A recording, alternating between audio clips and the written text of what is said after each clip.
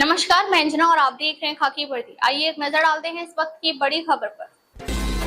Mecca Medina की मुकद्दस यात्रा यानी हज पूरी कर लाखों रुपए खर्च करके लौटे सैकड़ों हज यात्रियों को मुंबई इंटरनेशनल एयरपोर्ट पर भारी बदइंतजामी का सामना करना पड़ रहा है। पवित्र सफर से लौटे इन बुजुर्ग और थके हुए हाजियों की खुशियां उस समय तनाव में बदल गयी जब उन्हें पता चला कि उनका कीमती सामान और आबे जमजम यानी पवित्र जल मुंबई पहुंचा ही नहीं है।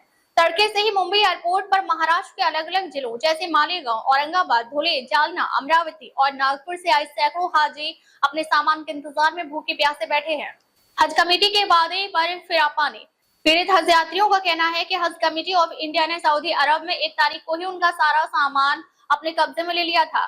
उस वक्त अधिकारियों ने भरोसा दिया था कि जब वे मुंबई पहुंचेंगे तो उनका सामान उन्हें एयरपोर्ट पर सौंप दिया जाएगा। लेकिन जब हाजी मुंबई पहुंचे तो एयरपोर्ट अथॉरिटी और एयरलाइंस ने हाथ खड़े कर दिए।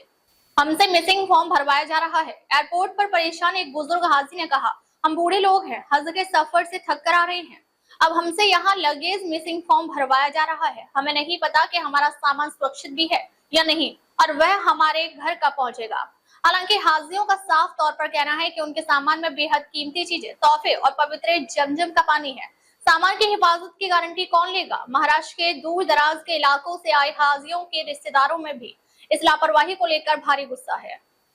जी आपा, हम शाहजहांपुर से एमपी से और हमारा बैग नहीं आया है। अभी तक परेशान हो रहा है, रात भर भी परेशान हो रहा है, परेशान हो रहा है। सुबह से उतरे हैं, यहाँ कोई ठिकाना ही नहीं है और हमारे बैग में कोई बताने वाला ही नहीं है कि बैग कहाँ है। कहाँ परेशान होंगे? बम्बई में कोई हमारा है नहीं। आप कहाँ से हैं? हम शाहजहांपुर से एमपी से। अच्छा, भोपाल आगे, इंदौर भोपाल से। जी आई साहब, क्या नाम है आपका? मेरा नाम नसीर आलम है। जी, आप कहाँ रहते हैं? मालूम है। क्या दिक्कत हुई आज यहाँ पर? हम 3 तारीख को हमारी फ्लाइट थी। 1 तारीख को हमारा लगेज सामान ले लिया गया और हम 4 तारीख को सुबह आके अपना सामान ढूंढ रहे हैं तो पता चल रहा है कि अभी यहाँ सामान आया ही नहीं है। ये क्या मामला है, क्या मामला है, क्यों ऐसे हमारे साथ हुआ? सब यहाँ लोग परेशान हैं। कोई एमपी से है, कोई सूरत से है, कोई वापी से है। लोग परेशान हैं और अफरा तफरी यहाँ मचा हुआ है। न तो हमें अभी जमजम ही मिला और न हमारा सामान ही मिला और हमें फॉर्म भरवा के छोड़ दिया गया। इसकी क्या गारंटी है तो हमको हमारे घर के सामान को मिल जाएगा? हमें तकलीफ है जी, क्या फॉर्म भरवाते सऊदी एयरलाइन से हमारा हैंड बैग लिया गया, लगेज के अंदर डाला गया और यहाँ पे जब एयर इंडिया जहाँ पर आया गया बॉम्बे तो हैंड बैग से खजूर भी चोरी हो गया और पावर बैंक नया लिया गया था वो भी चोरी हो गया। जी, और जो फॉर्म भरवा रहे हैं वो पीआईए फॉर्म है कि मिसिंग फॉर्म है? ये हमारे लगेज जब मिसिंग नहीं हुए तो आप मिसिंग फॉर्म की भरवा क्यों रहे हो? क्यों भरवा रहे हैं? पीआईआर का मतलब है क्या? सामान चोरी हो गया या गुम हो गया रास्ते में कहीं एकांत का होता है। ये पूरे लोग अपना अपने फॉर्म भरेंगे क्या? हर आदमी हज कमेटी की कोई जिम्मेदारियाँ हैं कि नहीं है?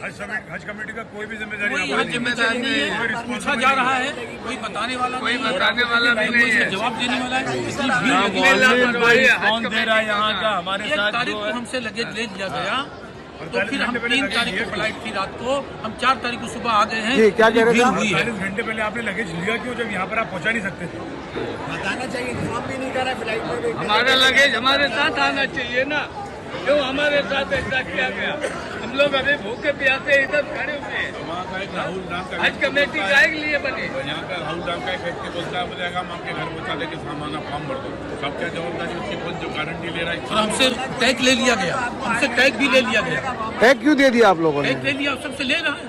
टैग ले लिया, टैग ले लिया। टैग नहीं लेना चाहिए। हाँ, खाली हमको एक कागज दिया गया फॉर्म भर के बस। देखिए, इस तरीके से हज कमेटी के लोग और हाजी के साथ हो रहा है कि यहाँ पर जब बैगेज आया ही नहीं है तो कहते हैं कि आप उसको मिसिंग में बताइए और हाजियों से उनका बैगेज का टैग भी ले लिया जा रहा है। ये बिल्कुल गलत हो रहा है और मैं चाहता हूँ कि इस बात को आगे आप लोग चलाइए। ये हाजियों के साथ जो हो रहा है गलत हो रहा है। एक पेड़ माँ के नाम। विश्व पर्यावरण दिवस पर डोंबिवली में एक पेड़ माँ के नाम अभियान के तहत वृक्षारोपण। भाजपा प्रदेश अध्यक्ष रविंद्र चौहान ने लगाया पौधा। विश्व पर्यावरण दिवस के अवसर पर डोंबिवली में भारतीय जनता पार्टी की ओर से एक पेड़ माँ के नाम अभियान के तहत वृक्षारोपण कार्यक्रम उत्साहपूर्वक आयोजित किया गया। भाजपा के महाराष्ट्र प्रदेश अध्यक्ष रविंद्र चौहान ने पौधारोपण कर पर्यावरण संरक्षण का संदेश दिया। प्रधानमंत्री नरेंद्र मोदी के नेतृत्व में इस वर्ष विश्व पर्यावरण दिवस को विशेष रूप से मनाने के लिए भाजपा कार्यकर्ताओं तथा विभिन्न सामाजिक संगठनों को निर्देश दिए गए हैं। इसी तरह देश भर में एक पेड़ मां के नाम अभियान चलाया जा रहा है, जिसके माध्यम से पर्यावरण संरक्षण और जन जागरूकता पर जोर दिया जा रहा है। अभियान के अंतर्गत प्रत्येक बूथ पर कम से कम 25 पौधे लगाने और उनके संरक्षण का संकल्प लिया गया है। केवल पौधारोपण ही नहीं बल्कि पौधों की नियमित रखरखाव और संवर्धन पर भी विशेष ध्यान दिया जा रहा है। साथ ही पिछले वर्ष लगाए गए पौधों के साथ सेल्फी लेकर उनकी वृद्धि का रिकॉर्ड रखने का भी आह्वान किया गया है। इस अवसर पर रविंद्र चौहान ने कहा कि पर्यावरण संरक्षण आज समय की सबसे बड़ी आवश्यकता है। उन्होंने नागरिकों से अपील की कि प्रत्येक व्यक्ति कम से कम एक पौधा लगाए और उनकी देखभाल की जिम्मेदारी भी निभाए। उन्होंने कहा कि वृक्षारोपण से पर्यावरण संतुलन बनाए रखने में मदद मिलेगी और आने वाली पीढ़ियों के लिए हरियाली सुरक्षित रखने का यह एक महत्वपूर्ण संकल्प है। कार्यक्रम में भाजपा पदाधिकारी, कार्यकर्ता और बड़ी संख्या में नागरिक उपस्थित रहे। उत्साहपूर्ण माहौल में आयोजित इस कार्यक्रम के माध्यम से पर्यावरण संरक्षण का महत्वपूर्ण संदेश दिया गया। एक पेड़ माँ के नाम या नावाने हे संपूर्ण अभियान संपूर्ण देशभर सुरू आहे। आपल्याला सर्वांना माहीत आहे की हे करत असताना गेली वर्षानुवर्ष याच पद्धतीने पर्यावरण दिन हा आम्ही साजरा करतो। जे गेल्या वर्षी आदल्या वर्षी लावलेलं जे झाड आहे ते झाड यावर्षी पंतप्रधानांनी असं सांगितलं आहे, भारतीय जनता पार्टीच्या आमच्या राष्ट्रीय अध्यक्षांनी असं सांगितलं की गेल्या वर्षी जे लावलेली झाड असेल त्याच्याबरोबर एक सेल्फी काढावा असंही सांगितलं। त्यामुळे आपल्याला सर्वांना माहीत आहे की या संपूर्ण भागांमध्ये लावलेली ही सभोवतालची पटांगणाच्या सभोवतालची असणारी सर्व गुलमोहराची झाडं ही त्यावेळच्या काळामध्ये ही भारतीय जनता पार्टीच्या आम्ही सर्व कार्यकर्त्यांनी लावली होती। आपण पाहिलं असेल त्याचं संवर्धन हे अतिशय चांगल्या पद्धतीने करण्यात आलेलं आहे। त्यामुळे आज त्याचाही एक सेल्फी हा काढण्यात आला आणि ज्या ठिकाणी काही ठिकाणी झाडं ही काही कारणामुळे जगली नाहीत किंवा त्या ठिकाणी जागा ज्या शिल्लक होत्या त्या ठिकाणी गुलमोहराची नव्याने झाडं जी आहेत ते आज लावण्यात आली। हसनपुर में नवविवाहिता प्रतिभा की मौत पर उबाल, निष्पक्ष जांच और आरोपियों की गिरफ्तारी को लेकर विशाल पैदल मार्च। अमरोहा जनपद के हसनपुर क्षेत्र में नवविवाहिता प्रतिभा उर्फ पिंकी की संदिग्ध मौत के मामले को लेकर लोगों में भारी आक्रोश देखने को मिला। न्याय की मांग को लेकर मृतका के परिजनों और सैकड़ों ग्रामीणों ने हसनपुर कोतवाली तक विशाल पैदल मार्च निकाला। प्रदर्शनकारियों ने मामले की निष्पक्ष और उच्च स्तरीय जांच कराने तथा सभी आरोपियों की शीघ्र गिरफ्तारी की मांग की। मृतका के परिजनों का आरोप है कि प्रतिभा को दहेज और अन्य कारणों से लगातार प्रताड़ित किया जाता था तथा उसकी हत्या के बाद घटना को आत्महत्या दर्शाने के लिए शव को फंदे से लटका दिया गया। परिजनों ने पुलिस की कार्यप्रणाली पर भी सवाल उठाते हुए मुख्यमंत्री को शिकायत भेजकर निष्पक्ष जांच की मांग की है। मृतका की चाची भावना राणा ने आरोप लगाया कि पुलिस मामले में अपेक्षित गंभीरता नहीं दिखा रही है। वहीं पुलिस का कहना है कि मामले में पति, सोनू, सास, ससुर समेत 5 लोगों के खिलाफ मुकदमा दर्ज किया गया है। हसनपुर कोतवाल राजेश तिवारी के अनुसार मुख्य आरोपी पति सोनू और ससुर चेतराम को गिरफ्तार कर जेल भेज दिया गया है तथा फरार आरोपियों की तलाश जारी है। ये बताएं, आप जो कोतवाली पहुंची थी, पहुंचने के बाद में पुलिस ने आपको क्या आश्वासन और क्या कहा?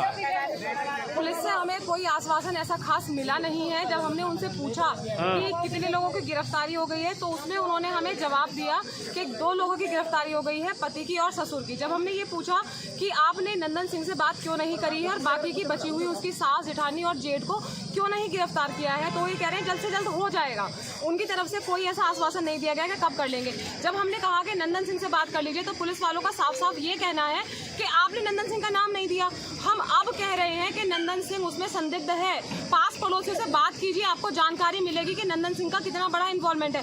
पुलिस अपनी तरफ से कोई जांच पड़ताल नहीं कर रही है। उनका साफ ये कहना है आप बताइए, हम करेंगे। अगर हमको ही उनकी गली गली में ढूंढ करके उनको लाना है और अगर हमको ही उनको जानकारी देनी है कि ये जो दोषी है ये यहाँ पर बैठा हुआ है, लेटा हुआ है या शराब पी रहा है, तो फिर पुलिस का, प्रशासन का कार्य क्या रह गया, उसकी भूमिका क्या है?